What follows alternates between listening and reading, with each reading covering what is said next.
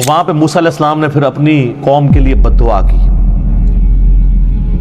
اور اس بد دعا کا نتیجہ یہ نکلا کہ 40 سال تک بنی اسرائیل صحرائے سینا میں بھٹکتے رہے۔ سورۃ المائدہ میں اس کا ذکر آئے گا۔ ان کو راستہ نہیں ملا، حالانکہ وہ 1 مہینے سے زیادہ مسافت نہیں تھی شام پہنچنے کے لیے۔ بسم اللہ الرحمن الرحیم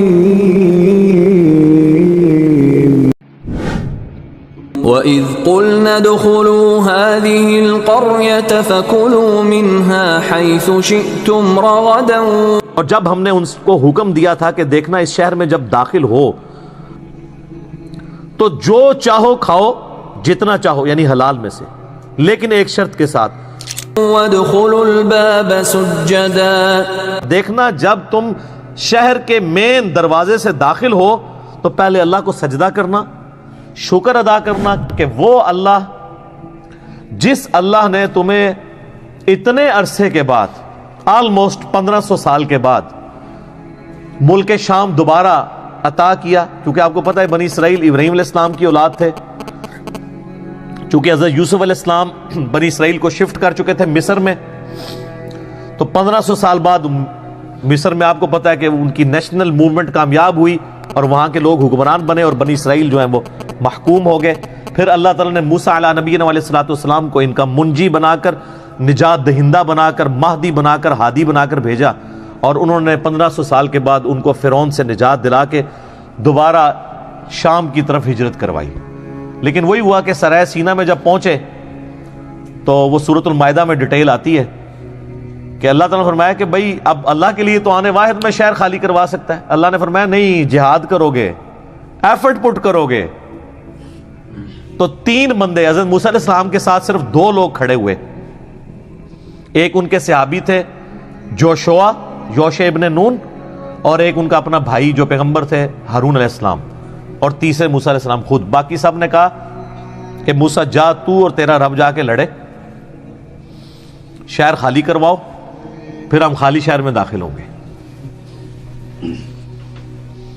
تو وہاں پہ موسیٰ علیہ السلام نے پھر اپنی قوم کے لیے بد دعا کی،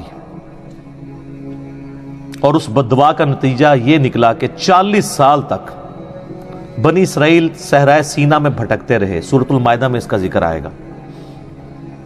ان کو راستہ نہیں ملا، حالانکہ وہ 1 مہینے سے زیادہ مسافت نہیں تھی شام پہنچنے کے لیے، لیکن جب اللہ تعالیٰ نے راستہ گم کر دیا، 40 سال تک وہ راستے ہی ڈھونڈتے رہے۔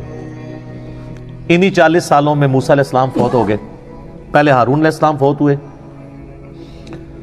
پھر موسیٰ علیہ السلام فوت ہوئے، اور جب موسیٰ علیہ السلام فوت ہونے لگے تو ان کے صحابی جوشوا ابن نون کو اللہ تعالیٰ نے پیغمبر بنا دیا، تو انہوں نے اپنے بعد ان کو خلیفے کے طور پر چھوڑا، پیغمبر بھی پلس ان کا سکسیسر بھی۔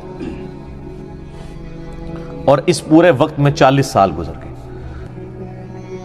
ان 40 سالوں کے اندر جو نئی پود وہاں پر پل بڑھ کر جوان ہوئی، انہوں نے ریگستان کا ٹف ماحول بھی دیکھا ہوا تھا، اپنے بزرگوں کی کارستانیاں بھی ان کو پتا تھی کہ یہ جو ہم مصیبت کاٹ رہے ہیں اپنے بابوں کی وجہ سے کاٹ رہے ہیں، جس طرح آپ لوگ سارے کاٹ رہے ہیں، تو میں پھر کیوں نہ کہوں کہ مرنے سے پہلے اے مسلمان کر لے اس پہ غور، کتابوں کا خدا اور ہے، بابوں کا خدا اور۔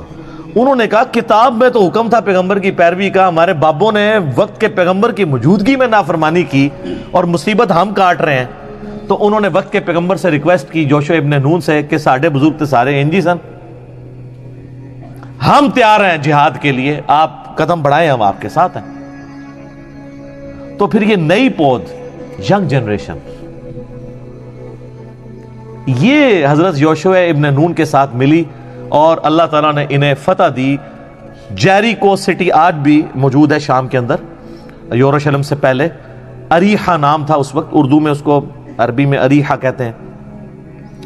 وہ شہر فتح کیا تو اس وقت پھر وقت کے پیغمبر کو یہ وحی کی گئی کہ ان کو کہنا کہ اللہ تعالیٰ نے تمہیں 1500 سال کے بعد آلموسٹ دوبارہ اپنا آبائی وطن عطا کیا ہے، تو اس کا تقاضا یہ ہے کہ جب شہر کے دروازے سے داخل ہو، کیونکہ آپ کو پتہ ہے قلعوں کی فارم میں شہر ہوتے تھے، ایک مرکزی دروازہ ہوتا تھا، تو سب لوگ سجدہ کرو اور حتتن حتتن کہتے جانا کہ اللہ ہماری غلطیوں کو معاف کر دے۔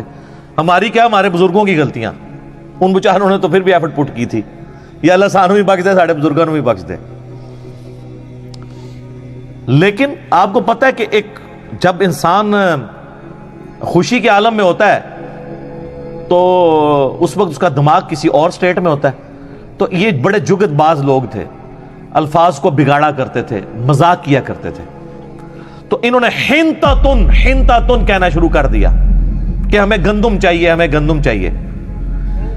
جنتی خوراکیں کھا رہے تھے، کہتے ہیں نہیں ہم یہ ٹیسٹ بار چکا ہے ہمارا، وہ آگے آ جائے گا کہ ہمیں کوئی پیاز مل جائے، گندم مل جائے، ککڑی مل جائے، اس طرح کی زمین کی سبزی ہم نے ترکاریاں کھانی ہیں. تنگ آ گئے ہم یہ کھا کھا کے. یہ کڑائی گوشت نہیں اب کھانا، ہمیں کوئی دال دیں، کوئی سبزی دیں. تو ہنتاتن کہنا شروع کر دیا. اس کا ذکر آ رہا ہے کہ ہم نے کہا تھا دیکھنا دروازے سے داخل ہوتے وقت سجدہ کرنا. وَقُولُوا حِطَّةٌ نَغْفِرْ لَكُمْ خَطَايَاكُمْ، اور حتّاتن کہتے جانا ہم تمہارے گناہوں کو بخش دیں گے، خطایاکم تمہاری غلطیوں کو. وَسَنَزِيدُ الْمُحْسِنِينَ،